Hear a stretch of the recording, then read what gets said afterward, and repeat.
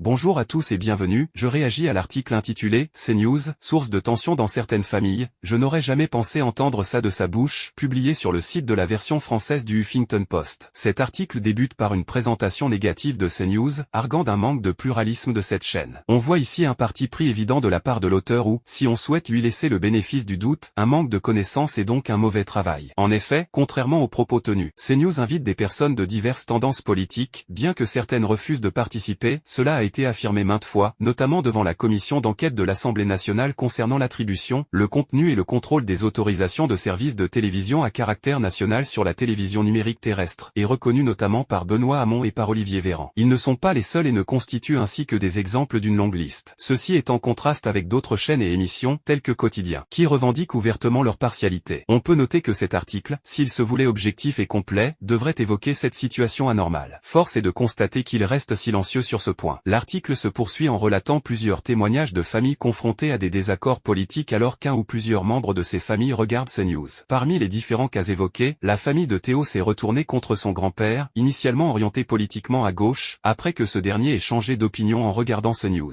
Un schéma similaire est observé avec Laurine, dont le désaccord avec son père, téléspectateur de CNews, a entraîné de vives tensions. De même, la famille de Solène a vu sa dynamique altérée, sa mère refusant de parler à son oncle pour avoir regardé CNews. Il est bien triste de lire ceci et de voir que des personnes qui semblent considérer appartenir au bien mal nommé camp du bien s'inscrivent dans une démarche oppressive. Car nous devons rappeler que la liberté d'expression et d'opinion constitue des libertés fondamentales, inscrites notamment dans la Charte des droits fondamentaux de l'Union européenne et dans la Déclaration universelle des droits de l'homme. Présentement, au vu des descriptions contenues dans cet article, ces libertés fondamentales sont bafouées dans des foyers, des membres des dits foyers devenant ainsi des oppresseurs face à ceux qui sont priés de se taire et même de ne plus penser, et qui deviennent ainsi des opprimés. Face à cette intolérance, cet article, qui vise à discréditer CNews, suscite plutôt de la sympathie envers ces personnes opprimées, dont les droits fondamentaux sont bafoués jusqu'au sein de leur propre foyer. L'article conclut par une rhétorique bien connue consistant à nier la réalité, notamment l'évolution démographique, alors qu'il suffit d'observer pour constater. Une ouverture d'esprit permettrait de reconnaître les changements dans notre société. Dans sa dernière partie, cet article encourage à diversifier les sources d'information, solution destinée à n'écouter que les discours avalisés par les progressistes de tout poil. Cependant, l'inverse serait plus juste. Ceux qui oppriment devraient élargir leurs horizons médiatiques pour voir le monde tel qu'il est, au lieu de vivre dans un monde de cécité volontaire. Si vous avez des commentaires, des questions ou si vous souhaitez partager vos réflexions, n'hésitez pas à le faire dans la section commentaires ci-dessous. Je suis toujours ravi d'entendre votre point de vue et de susciter des discussions enrichissantes. Si cette vidéo vous a plu, n'oubliez pas d'exprimer votre bonne appréciation en cliquant sur j'aime, en vous abonnant à ma chaîne pour ne manquer aucune future vidéo, et à consulter mon site internet pour accéder à du contenu exclusif. Pour ceux qui souhaitent soutenir mon travail et m'aider à continuer à produire des vidéos de qualité, je vous adresse un immense merci par avance. Chaque soutien compte. Je vous remercie d'avoir consacré votre temps à visionner cette vidéo. À très bientôt pour de nouvelles vidéos extraordinaires.